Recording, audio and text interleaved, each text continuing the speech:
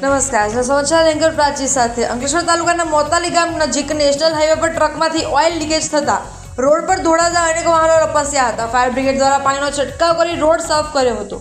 જોકે આ કામગીરી દરમિયાન ટ્રાફિક જામની સમસ્યા સર્જાઈ હતી. અંકલેશ્વર ભરૂચ વચ્ચેના આવતા નેશનલ હાઈવે નંબર 48 પર વડોદરા તરફ જતા માર્ગ પર મોતાલી પાટિયા નજીક પસાર થઈ રહેલી ટ્રકમાંથી ઓઇલ લીકેજ થતા ઓઇલ માર્ગ પર ઢોળાયું હતું. ઓઇલ ઢોળાતા માર્ગ પરથી પસાર થતા કેટલાક વાહનો લપસ્યા હતા. આ અંગેની જાણ અંકલેશ્વર ફાયર વિભાગમાં કરતા ફાયર બ્રિગેડ સાથે ફાઇટરો દોડી આવ્યા હતા અને માર્ગ બંધ કરી પાણીનો છંટકાવ કરી માર્ગ પરથી ઓઇલને સાફ કર્યું હતું. આ કામગીરી દરમિયાન હાઈવે પર થોડા સમય માટે ટ્રાફિક જામની સમસ્યા સર્જાઈ હતી. જોકે માર્ગ સાફ થતાં વાહન વ્યવહારને રાબેતા મુજબ શરૂ કરવામાં આવ્યો હતો.